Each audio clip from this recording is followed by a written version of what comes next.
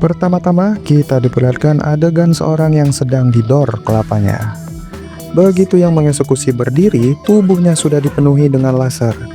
Ia bernama Myung Jun, kepala organisasi terlarang. Ketika mau kabur, dia dihadang oleh polis. Sambil tersenyum, FBI ini pun menangkapnya. Bolehlah bang, ini keren-keren. FBI ini bernama Jack. Dia ditegur atasannya karena menangkap Myung Jun. Di ruangan interogasi, ada Chol Yung yang sedang menginterogasi Myung Jun. Tiba-tiba, Jack masuk, tak terima Myung Jun mau dibawa ke negaranya. Sedikit pertengkaran pun terjadi antara Jack dan Chol Yung. Mau tak mau, Jack harus mengawal penjahat kelas kakap itu bersama dengan Tim dan Chol Yung agar diadili di negaranya, yaitu Korea Utara. Awalnya semua terlihat aman, tapi tiba-tiba mobil yang dikendarai mereka meledak.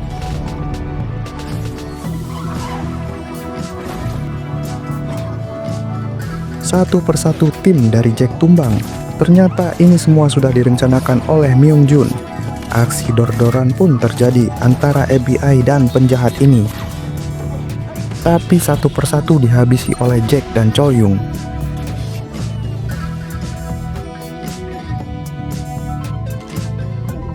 Saat teman dari Chol Yung mendekati sebuah mobil, kejadian mengenaskan pun terjadi. Myung Jun berhasil kabur dari kota New York. Kita dibawa ke Seoul. Terlihat kelompok bandar judai ilegal yang sedang menjalankan aksinya. Ada mata-mata yang sedang mengawasi mereka. Haha, dia bernama Jin Tae. Tiba-tiba, bos dari bandar judai mengetahui ia membawa kamera. Satu ruangan pun panik kabur. Lanjut ke misi kedua. Detektif Jin Tae, ia merasa kedinginan dan kelaparan saat menunggu target. Akhirnya target yang ditunggu-tunggu datang juga. Lagi asik menyamar, tiba-tiba datanglah seorang polis. Mereka menggagalkan semuanya.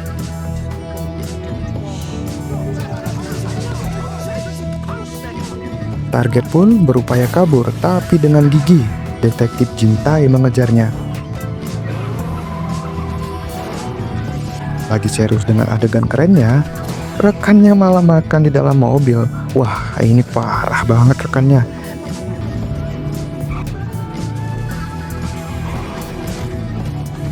Jin Tae pun kesal, tak berhasil menangkap target ini. Tiba-tiba, ia baru sadar dirinya terluka. Lalu kita ke Pyongyang. Chol Yung ini seorang pasukan khusus Korea Utara yang ditugaskan untuk menangkap Myung Jun dan ahli farmasi. Mereka membuat dan mengedarkan narkoboy di 3 negara, yaitu Amerika, Korsel, dan Korut. Kembali kita ke Korsel, di mana kita melihat pabrik yang sedang membuat narkoboy jenis baru yang dipimpin oleh Myung Jun. Lalu kita diperlihatkan seorang gadis bernama Min Yun yang sedang berdandan di depan kamera. Dia adalah YouTuber yang belum monet sama seperti channel ini. Dia adik ipar dari Jin Tae. Detektif Jin Tae sedang melobi istrinya agar bisa balik lagi ke departemen sebelumnya, supaya ia bisa bekerja sama dengan Chol Yung dari Korea Utara. Tapi tetap saja tidak disetujui oleh istrinya. Siang harinya, saat kakaknya Min Yun sedang berberes-beres, Min Yun mengendap-endap masuk ke kamar kakaknya untuk mengintip uang. Konyol sih para Min Yun ini. Ia berhasil menemukan uang kakaknya. Tiba-tiba Jin Tae masuk ke kamar. Min Yun mendengarkan obrolan Jin Tae di telepon. Pada saat Jin Tae mau berbaring, dia kaget dengan sosok Min Yun yang ada di belakangnya. Kesepakatan terjadi antara mereka berdua. Jangan beritahu istri Jin Tae tentang obrolannya di telepon. Ini adalah perbatasan antara Korsel dan Korut. Chol Yung perlahan masuk Korsel. Ia senang ternyata yang menunggunya adalah Jin Tae, tim ia sebelumnya. Jin Tae pun langsung mengajaknya makan nasi pecel. Dengan kepintaran Chol Yung, ia berhasil mengerjai orang-orang yang menyadap pembicaraan mereka. Setelah makan, mereka pun langsung jalan. Tiba-tiba laporan dari kantor Jin-tae bahwa ada narkoboy jenis baru yang diedarkan. Dengan sigap, mereka berdua langsung ke tujuan dan menemukannya. Mereka langsung mengejar yang mengedarkan. Dengan sigap, mereka berdua berhasil menemukan tongkrongan para bandit itu. Saat Jin-tae memberitahu bahwa dia adalah polis, bandit-bandit itu malah ketawa. Dengan songong, kepala bandit melemparkan kartu. Api ditangkap sama Chol Yung, dibalikin hingga mengenai mata bandit itu. Main-main kalian. Chol Yung ini bukan kaleng-kaleng. Pertengkaran terjadi antara mereka. Semua dibabat habis sama Chol Yung hingga minta ampun para bandit-bandit ini.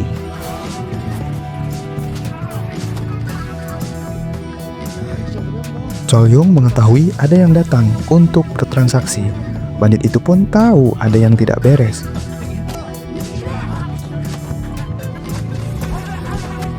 Mereka melawan dan langsung lari.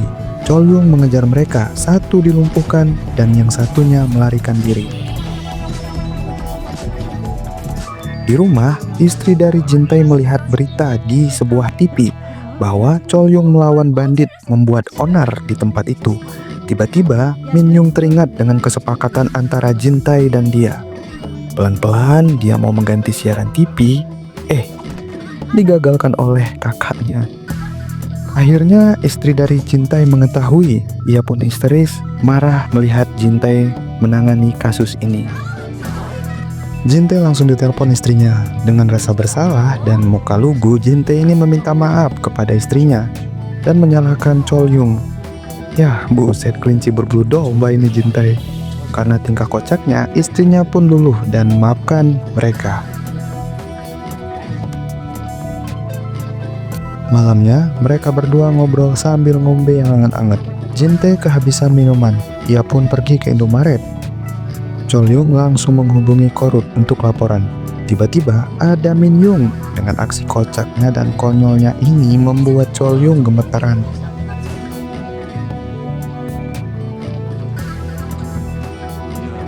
Min Yung pun ditinggal Chol Yung pergi. Karena galau, Min Yung langsung sikat botol yang ada di depannya. Ketika Jin-tae pulang dari Indomaret, dia pun terkejut dan tercengang melihat Min Yung sudah terkapar. Ada aja tingkah Min Yung ini. Pagi harinya, Min Yung pun sangat perhatian kepada Chol Yung. Tiba-tiba, anak dari Jin-tae mengadu bahwa uangnya telah hilang. Istri dari Jin-tae mencurigai Min Yung lah pelakunya.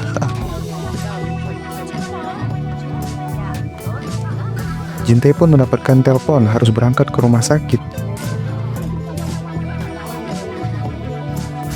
Ternyata yang mengambil uang anaknya adalah bapaknya sendiri.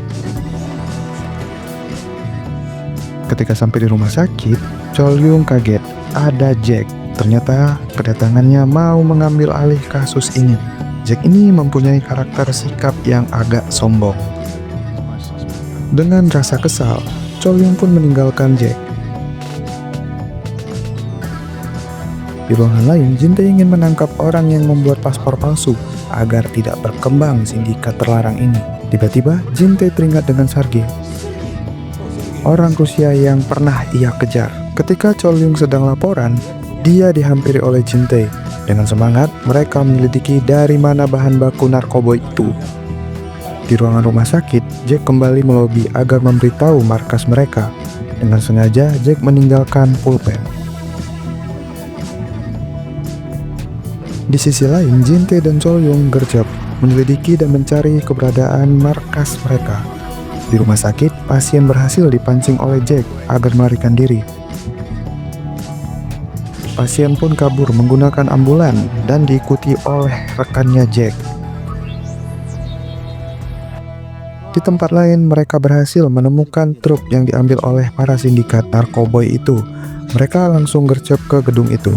Si pasien tadi, anak buah dari Myung Jun, telah tiba di tempat itu. Dia dibekali remote dan sebuah handphone.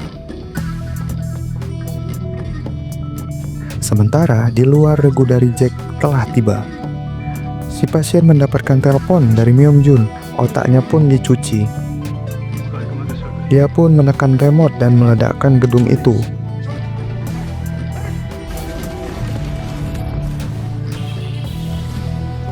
Untungnya mereka bertiga berhasil selamat dari ledakan itu. Lagi-lagi Cholyung dan Jack bertengkar dan lagi-lagi Jack dibanting. Jin-tae melerai mereka dan membawa mereka ke warung seblak. Jack pun memberitahu Jin-tae bahwa Myung Jun adalah senior dari Cholyung. Mereka pernah di satu kesatuan. Ketika Jack menunjukkan sebuah foto, tiba-tiba Cholyung teringat apa yang pernah dibicarakan komandannya. Pulang dari warung seblak, Jin-tae agak oleng dikit. Di rumah, Min-yoon pun berdandan menunggu kepulangan Cholyung. Jin-tae pun masuk menertawakannya, membalikan buku Min-yoon. Dengan perhatian, Min-yoon segera mengobati bibir Cholyung yang luka. Tiba-tiba, Jack masuk dengan tebar pesona. Cholyung pun agak jelas. Cile. Di kamar mandi, Jack pun berhasil menemukan alat penyadap.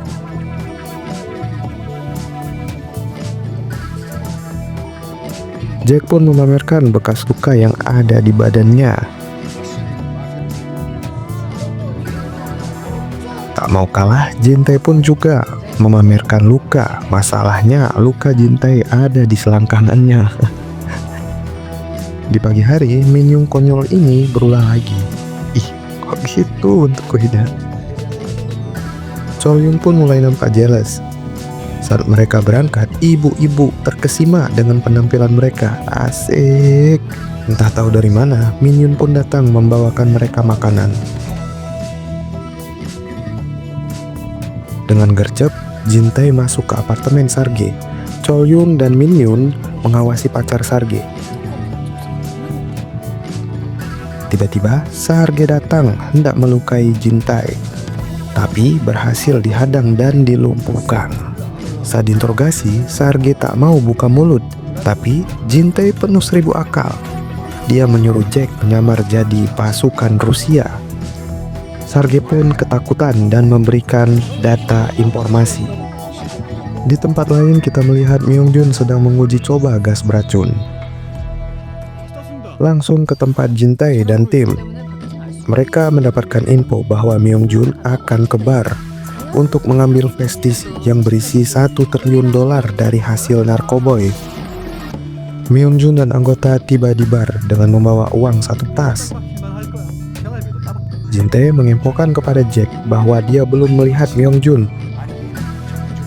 Tiba-tiba, atasan staf bar itu datang menyuruh Jin-tae membantu menyiapkan hidangan untuk di ruang VVIP. Singkat cerita, Myung Jun ditodong. Dengan gercep, Myung Jun mendarderdor mereka. Dia pun berhasil mendapatkan flash disk itu. Ahli farmasi tadi juga didor oleh Myung Jun. Saat Jin-tae bersembunyi, tiba-tiba HP-nya berbunyi, sehingga membuat dia ketahuan. Min-yoon disuruh pulang. Jack pun dikurung oleh Cholyung. Dengan keahlian ilmu bela diri yang diajari oleh guru kami, Cholyung pun berhasil meratakan bandit-bandit itu. Myung Jun pun kabur. Ketika hendak naik mobil, ban pun didor oleh Cholyung. Saat Jin-tae datang mau menangkap mereka, Cholyung pun langsung memborgolnya. Jin-tae kesal, akhirnya Myung Jun tertangkap. Dan Cholyung membacakan aturan dari militer. Semua kesal terhadap Cholyung. Cholyung pun berhasil menyerahkan Myung Jun di gedung kedutaan Korut. Saat ia memberikan flash disk itu, dia melihat tato dari petinggi itu yang membuat dia curiga. Cholyung pun mencari tahu tentang tato itu.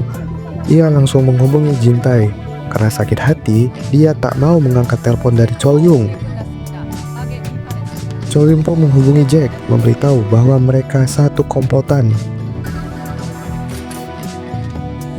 Jack pun langsung menelpon atasannya. Ternyata atasan Jack juga satu komplotan.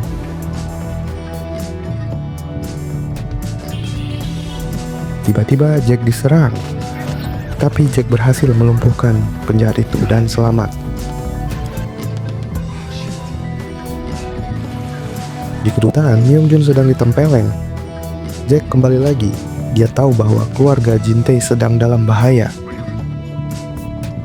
Jack pun mengendap-endap masuk. Min-yun mengalihkan penjahat-penjahat itu. Jin Tae sedang dibawa ke tempat Myung-jun di gedung kedutaan Korut. Jin Tae melihat kesempatan untuk menyerang.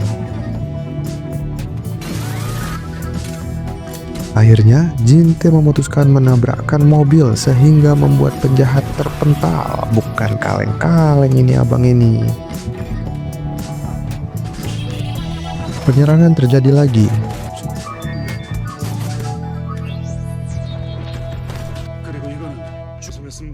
Chol-yung pun berhasil lepas dari Myung-jun. Dengan lihainya, Chol-yung membawa Myung-jun ke panca pembersih kaca. Myung-jun pun menekan dan mengaktifkan gas beracun itu. Myung-jun pun langsung terjun bersama kuncinya. Jack langsung menyuruh drone mengantarkan kunci itu.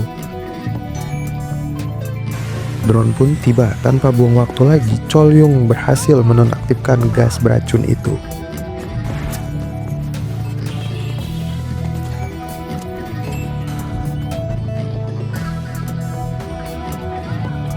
Mereka pun bertiga keluar dari gedung kedutaan dengan gaya yang membuat semua orang terpesona. Dikarenakan tugas sudah selesai, Chol-yung pun pamit untuk pulang ke Korea Utara.